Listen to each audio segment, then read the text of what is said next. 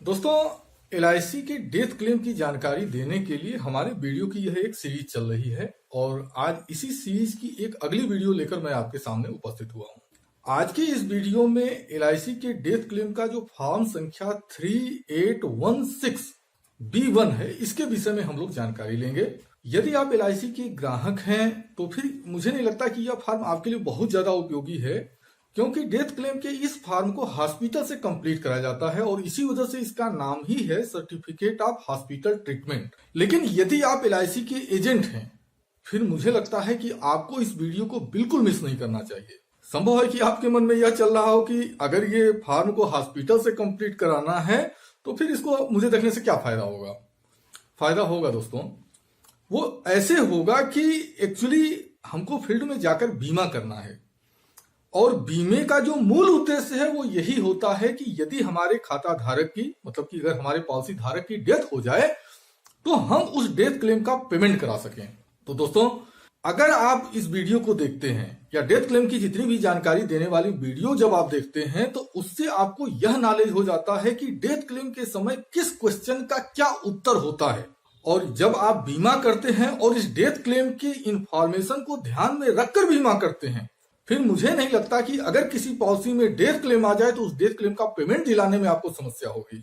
तो दोस्तों चलिए अब हम शुरू करते हैं एलआईसी के डेथ क्लेम फॉर्म 3816 को कैसे भरते हैं, इसके विषय में जानकारी लेते हैं। लेकिन इस जानकारी को लेने के लिए हम चलेंगे अपने कंप्यूटर के स्क्रीन पर।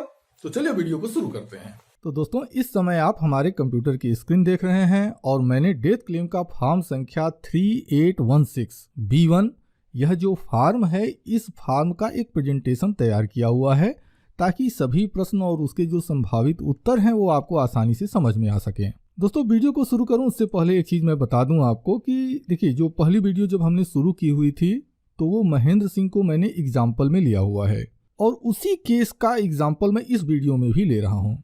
हालांकि डेथ क्लेम के रीज़न कई होते हैं तो उसके जो उत्तर हैं वो भी अलग अलग होते हैं, लेकिन मेरा मानना यह है कि जब क्वेश्चन और उसका उत्तर क्या है ये आपको समझ में आ जाता है, या यूं कहूं कि एलआईसी अपने अलग अलग फॉर्म के माध्यम से क्या जानने की कोशिश करती है, यदि आपको यह समझ में आ जाता है फिर मुझे नहीं लगता कि किसी भी क्लेम के फॉर्म को भरना या किसी भी फॉर्म को भरना आपके लिए काफ़ी मुश्किल होगा। तो दोस्तों, यह जो फॉर्म है, अगर आप ऊपर की ओर ध्यान देंगे तो इस तरह से आपको life insurance corporation of India और जो आपकी डिवीजन ऑफिस होती है उसका नाम लिखा होता है। और सबसे बड़ी बात यह है कि यह फॉर्म को मैंने अभी तक हिंदी भाषा में नहीं देखा है, मैंने अंग्रेजी में ही देखा हुआ है। तो इस फॉर्म को मैंने एज वेल एज अंग्रेजी में ही बना के रखा हुआ है। हालांकि इस फॉर्म की जो जानकारी है हम हिंदी भाषा में ही लेंगे। अब जब इस फॉर्म को थोड़ा सा नीचे की ओर आप देखेंगे तो ब्रांच ऑफिस लिखा होता है और उसके बगल में आपको ब्रांच ऑफिस और ब्रांच का कोड देना होता है। तो मैंने इस तरह से रावर्ट्सगंज और 289 लिख दिया है और इसी के ठीक राइट साइड में फॉर्म नंबर दिया होता है 3816B1। मेन चीज यही है, जब आपको डेथ क्लेम के फॉर्म मिल जाते हैं तो उसमें आपको देखना है कि यदि आपको यह फॉर्म मिला हुआ है 3816B1 तो यह जो जानकारी है आपके उसी फॉर्म के विषय में जानकारी दी जा रही है। अब जब आप थोड़ा सा नीचे की ओर ध्यान देते हैं तो यहाँ साफ तौर पर लिखा होता है सर्टिफिकेट ऑफ हॉस्पिटल ट्रीटमेंट, यानी कि यह जो कागज है यह फॉर्म आप खुद नहीं भरते, यह फॉर्म उस हॉस्पिटल के द्वारा भरवाया जाता है जिस हॉस्पिटल में वह जो मृतक पॉलिसी धारक है उसका ट्रीटमेंट हुआ है, उस हॉस्पिटल के द्वारा यह फॉर्म भरा जाएगा। और इसी वजह से मैंने आपसे कहा कि यदि आप एक पॉलिसी धारक हैं तो मुझे नहीं लगता कि यह बहुत ज्यादा उपयोगी है आपके लिए। चलिए अब हम आगे देखते हैं। अब यहाँ पर जब आप ध्यान देंगे तो यहाँ पर आपको सबसे पहले अपना पॉलिसी नंबर लिखना होता है और उसके बाद जो मृतक पॉलिसी धारक है उसका नाम लिखा जाता है। अब हम चलते हैं अगले क्वेश्चन की ओर। तो अगले क्वेश्चन में एलआईसी पूछती है, what was the full name, age, address and occupation of the patient as per hospital record. यानी कि एलआईसी उस हॉस्पिटल से यह जानना चाहती है कि जिस व्यक्ति की डेथ हुई है या जिस पॉलिसी धारक की मृत्यु हुई है, हॉस्पिटल के रिकॉर्ड के अनुसार उसका नाम, उसका एड्रेस और उसका व्यवसाय क्या था। अब दोस्तों, यदि आप एलआईसी एजेंट हैं तो आपको इस क्वेश्चन को थोड़ा सा गौर से सोच कर देखिए। यह एक क्वेश्चन क्लेमेंट से पूछा गया, मतलब जो दावेदार है उससे पूछा गया। इसके बाद आपने देखा कि जो फॉर्म संख्या 3785 है उसको भरते समय भी इस क्वेश्चन का उत्तर पूछा गया था। मतलब कि जो फॉर्म दाह संस्कार के समय जो व्यक्ति उपस्थित रहता है, जो फॉर्म भरता है 3785 उसका नंबर है, उस फॉर्म में भी इस क्वेश्चन का उत्तर पूछा गया था। एलआईसी इस फॉर्म में भी इस क्वेश्चन का उत्तर पूछ रही है। इसका मतलब क्या है? दोस्तों कोई भी जीवन बीमा कंपनी हो, वह 100% श्योर होना चाहती है कि जिस पॉलिसी धारक की क्लेम हमको मिला हुआ है, यह जो क्लेम है वास्तव में वही व्यक्ति है जिसका की पॉलिसी हुआ है। तो यहाँ पर जो हॉस्पिटल है वो अपने रिकॉर्ड को चेक करता है और अपने रिकॉर्ड के अनुसार नाम, जो पॉलिसी धारक है उसकी एज और उसका एड्रेस नोट कर देता है और उसके बाद उसका ऑक्यूपेशन क्या है वो यहाँ पर शो करता है। इसके बाद दूसरा क्वेश्चन आता है, what was the date of his admission into the hospital. अब दोस्तों फिर मैं कहूंगा, और फिर नहीं, मैं हर क्वेश्चन में यह चीज कहूंगा कि आप इन क्वेश्चन के आधार पर आप यह सोचिए कि LIC जो प्रश्न पूछ रही है वो क्यों पूछ रही है। यदि आप इस पर ध्यान देंगे तो LIC यह जानना चाहती है कि क्या जिस पॉलिसी धारक का बीमा मैंने किया हुआ है, जिसकी की डेथ हो गई है, कहीं ऐसा तो नहीं है कि उसकी पहले से कोई बीमारी चल रही थी और बीमारी के दौरान ही उसका बीमा कर दिया गया है। इस वजह से LIC यह क्वेश्चन पूछती है। अब यहाँ पर चूंकि हमारे केस में है, क्या महेंद्र सिंह जी की जो डेथ हुई थी वो हार्ट अटैक की वजह से हुई थी, तो यहाँ पर जो डॉक्टर होगा वो डॉक्टर क्या लिख देगा, Mahendra Singh had died before reaching the hospital. यानी महेंद्र सिंह को जब उनके परिवार के लोग हॉस्पिटल लेकर गए थे तो हार्ट अटैक के कारण उनकी डेथ पहले ही हो चुकी थी। तो डॉक्टर जो भी होगा जिसने उसको देखा हुआ था वह इतना लिख देगा, महेंद्र सिंह जी की डेथ हॉस्पिटल पहुंचने से पहले हो चुकी थी। अब इसके बाद तीसरा क्वेश्चन देखिए, under whose treatment was the patient before he was admitted into the hospital. If the patient has bought a letter or a note from any doctor at the time of admission, kindly furnish us with certified copy thereof। मतलब क्या, LIC यह बोलती है कि जो patient है जिसकी death हो चुकी है, जब वह आपके हॉस्पिटल में एडमिट हुआ तो क्या वह किसी और डॉक्टर के द्वारा उसका पहले से कोई इलाज चला हो और वहां से कोई लेटर ले आकर आपके यहाँ सबमिट किया हो। यदि ऐसा कुछ है तो आप उसकी डिटेल यहाँ पर दीजिए, मतलब कि हॉस्पिटल वो डिटेल यहाँ पर देगा और उसकी एक सर्टिफाइड कॉपी इस फॉर्म के साथ सबमिट करेगा। तो चूंकि हमारे केस में ऐसा कुछ नहीं है तो यहाँ पर नो लिख दिया जाएगा। अदरवाइज जो आप केस लेकर गए हैं डॉक्टर के पास, उस केस की जो कंडीशन होगी उसके हिसाब से यहाँ पर डॉक्टर, मतलब कि जो हॉस्पिटल है, वो इसका उत्तर दे देगा। अब इसके बाद हम चलते हैं अगले क्वेश्चन की ओर। अगला क्वेश्चन पूछता है, what at the time of admission was the nature of his complaint, the duration of the complaint as reported by him. यहाँ पर LIC दो क्वेश्चन पूछती है।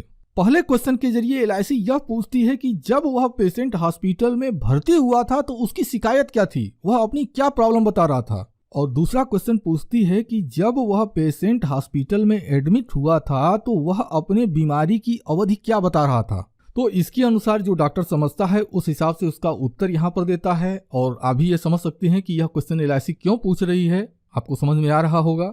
अब इसके बाद हम चलते हैं अगले प्रश्न पर। अब अगले प्रश्न को, मतलब कि प्रश्न नंबर 5 को 5 भागों में डिवाइड किया गया है। इसमें पहला भाग क्या है, what was the exact history reported by the patient at the time of admission, date, duration of elements, the symptoms of narrated ETC to be given. मतलब क्या, LIC यह पूछती है कि जो रोगी है, मतलब जो पेशेंट है, जब वह एडमिट हुआ तो उसकी बीमारी का इतिहास क्या था। हॉस्पिटल को जो भी जानकारी है उसके हिसाब से उसकी डेट, बीमारी की जो अवधि है, उस बीमारी के जो लक्षण हैं, यह सारी जानकारी उस हॉस्पिटल को इस प्रश्न संख्या 5A के उत्तर में देना होता है। इसके बाद दूसरा क्वेश्चन है, was the history reported by the patient himself or by someone else. मतलब कि यह जो रिपोर्ट आप दे रहे हैं प्रश्न संख्या A के उत्तर में, जो आप उत्तर दे रहे हैं, क्या यह जो रिपोर्ट है यह पेशेंट के द्वारा खुद बताई गई थी या उसके साथ कोई व्यक्ति आया था और उसने ये लक्षण बताए थे। बहुत बार ऐसी कंडीशन होती है कि पेशेंट उस कंडीशन में नहीं होता है कि वह अपने बीमारी के विषय में डॉक्टर को बता सके। तो ऐसी कंडीशन में LIC उस डॉक्टर से, मतलब उस हॉस्पिटल से यह जानना चाहती है कि क्या कंडीशन रही। तो जैसी कंडीशन होती है, जो डॉक्टर होता है या जो हॉस्पिटल होता है वो उस हिसाब से इसका उत्तर देता है। इसके बाद अगला क्वेश्चन है, if the history was not reported by the patient himself, the name and relationship of the person who reported, was the patient present at that time and was his conscious. इसका मतलब क्या है, LIC यह जानना चाहती है कि यदि अपने रोग का जो विवरण है, यदि उस पेशेंट ने नहीं दिया, मतलब वह जो मृतक पॉलिसी धारक है, यदि वह अपने रोग की जानकारी हॉस्पिटल को वह खुद नहीं दिया है, तो जिस व्यक्ति ने उसके रोग की जानकारी दी उसका नाम क्या है और उस व्यक्ति का जो पेशेंट है, मतलब कि जो आपका मृतक पॉलिसी धारक है, उससे संबंध क्या है, यह चीज हॉस्पिटल को बताना पड़ता है। और यदि ऐसी कंडीशन थी, मतलब कि कोई दूसरा व्यक्ति उस पेशेंट के विषय में जानकारी दिया था, तो LIC यह भी जानना चाहती है कि दूसरा व्यक्ति जब जानकारी दिया तो क्या उस समय वह जो पेशेंट है वह होशो हवास में था या नहीं था। तो इसकी जानकारी जो भी उस हॉस्पिटल के पास या डॉक्टर के पास होती है वो अपनी जानकारी के अनुसार इसका उत्तर यहाँ पर प्रस्तुत करता है। इसके बाद अगला क्वेश्चन क्या है, to whom was the history reported and by whom was it recorded। इतिहास किसके द्वारा बताया गया और किसके द्वारा दर्ज किया गया था, यानी दोनों चीजें हैं। अगर आप ऊपर से देखिए ना तो लगभग सभी क्वेश्चन एक दूसरे से मिलते जुलते आ रहे हैं। अब यहाँ पर LIC कह रही है कि इतिहास किसके द्वारा बताया गया था। इतिहास का मतलब क्या, उस बीमारी की हिस्ट्री के विषय में किसके द्वारा बताया गया था और वह कौन व्यक्ति था जिसने कि उसके रिपोर्ट को दर्ज किया है, यानी लिखित रिकॉर्ड बनाया है। तो हॉस्पिटल के पास उस पेशेंट के संबंध में जो रिकॉर्ड अवेलेबल होते हैं उसके आधार पर इसका उत्तर हॉस्पिटल प्रस्तुत करता है।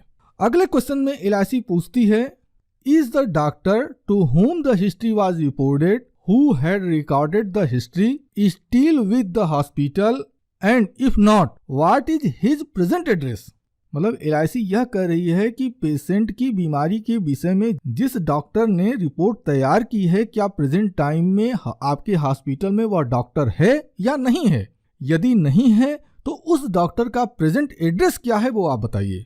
तो हॉस्पिटल जो भी एक्चुअल स्थिति होती है उस स्थिति को देखते हुए इस प्रश्न का उत्तर हॉस्पिटल देता है। तो अब दोस्तों इस तरह से यह 5वां क्वेश्चन कंप्लीट हो जाता है। अब हम चलते हैं 6वें क्वेश्चन की ओर। What was the diagnosis arrived at in the hospital। अब LIC यहाँ पर यह पूछ रही है कि उस पेशेंट के लिए क्या क्या डायग्नोसिस हुआ हॉस्पिटल के अंदर वह बताइए। तो दोस्तों चूंकि हमारे केस में हार्ट अटैक की वजह से डेथ हो चुकी थी तो हॉस्पिटल में कोई ट्रीटमेंट चला ही नहीं है, तो यहाँ पर डॉक्टर जो होगा वो क्या लिखेगा, नो एनी ट्रीटमेंट।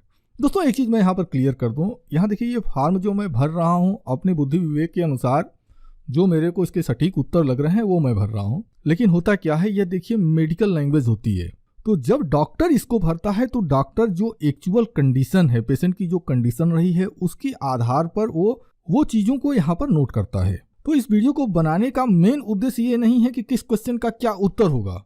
इस वीडियो को बनाने का मूल उद्देश्य यह है कि आपको ये प्रश्न समझ में आने चाहिए ताकि यदि डेथ क्लेम आपके सामने आ जाए तो आपको यह पता हो कि किस क्वेश्चन में क्या पूछा जा रहा है और हमको क्या उत्तर भरवाना चाहिए। मृतक पॉलिसी होल्डर की जो कंडीशन है उसको देखते हुए, क्योंकि अगर क्वेश्चन पता होगा तो आप उसके उत्तर दे पाएंगे। और दूसरा चीज यह कि जब भी आप कल से नया बीमा करने के लिए जाएंगे तो आपके माइंड में यह भी होगा कि देखो भाई हम जो फॉर्म भर रहे हैं इसमें कैसे कैसे क्वेश्चन, इन केस अगर भविष्य में कोई डेथ क्लेम आ जाए तो किस तरह के क्वेश्चन का सामना हमको करना पड़ेगा। तो उस चीज को देखते हुए ही आप बीमे की शुरुआत करेंगे। चलिए अब हम चलते हैं 7वें क्वेश्चन पर। 7वें क्वेश्चन में LIC पूछ रही है, was there any other disease or illness which preceded or coexisted with the ailment at the time of patient's admission into the hospital? If so, what was it? Please give details.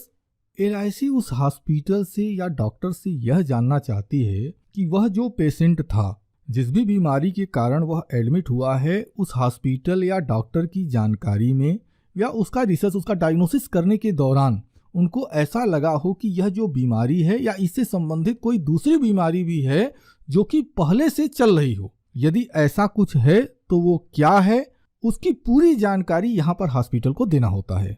इसमें सबसे पहला क्या है, history reported. उस patient की जो भी history देखी उसको आप बताइए। Date when first observe by the patient, रोगी ने कब उस रोग को पहली बार महसूस किया हो, ऐसा कुछ अगर उस हॉस्पिटल की नॉलेज में है तो वो जानकारी यहाँ पर देगा। बाय होम ट्रीटेड, वह रोग जो पहले चल रहा था उस हॉस्पिटल की जानकारी के अनुसार वह रोग पहले किस डॉक्टर के द्वारा चल रहा था। अब देखिए यहाँ पर आप कंफ्यूज न होइएगा। यहाँ देखिए जो क्वेश्चन ऊपर पूछा गया है उसका मतलब ही ये है कि प्रेजेंट टाइम में जब हॉस्पिटल में वह व्यक्ति भर्ती हुआ है तो जिस रोग के कारण भर्ती हुआ है यहाँ पर उसकी बात नहीं हो रही है। यहाँ बात हो रही है यदि वह पेशेंट हॉस्पिटल में भर्ती हुआ उससे पहले भी अगर उसको कोई रोग रहा हो, वह रोग वह पेशेंट बताया हो या हॉस्पिटल ने ट्रीटमेंट शुरू किया और उसके जांच के दौरान अगर उस डॉक्टर को या हॉस्पिटल को पता चला हो तो उसका उत्तर यहाँ पर देना होता है।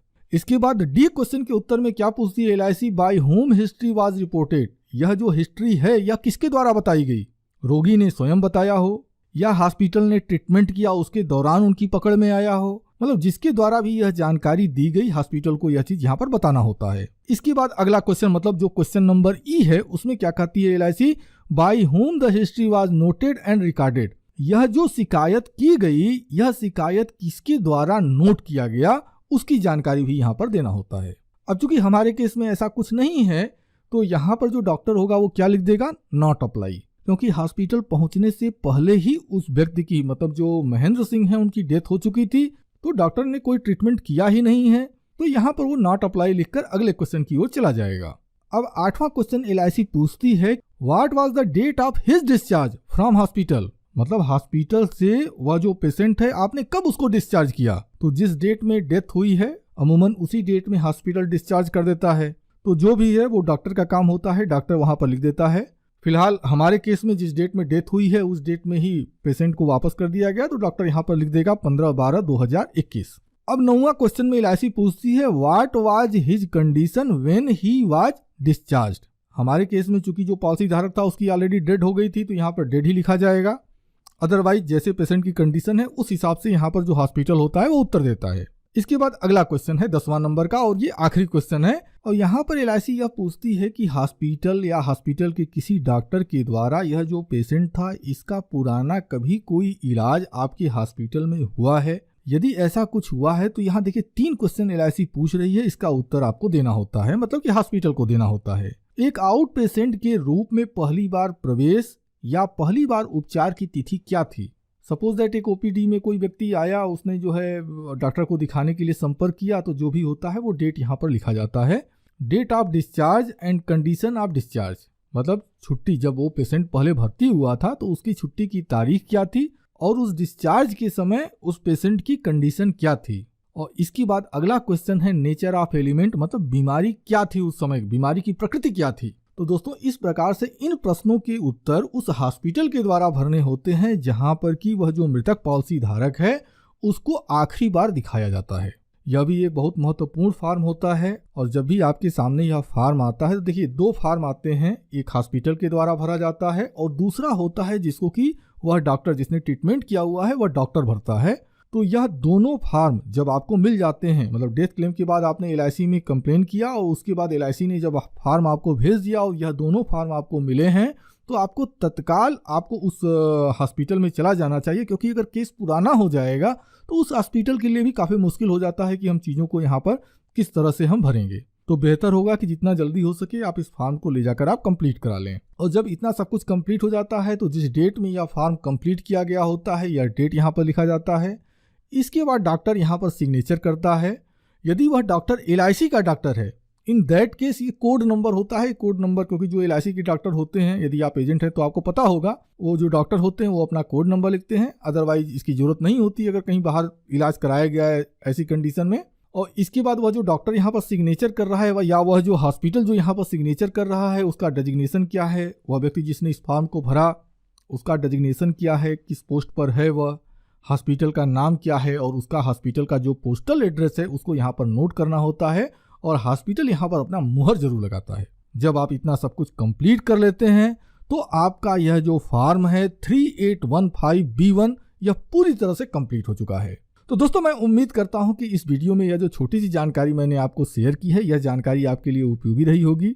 वैसे कुछ हमारे दोस्त मित्र हैं वो कहते हैं कि सर आप वीडियो कितनी भी लंबी बनाते हो लेकिन हर वीडियो में आप ये बोलते हो कि ये छोटी सी जानकारी आपके लिए अच्छी रही होगी।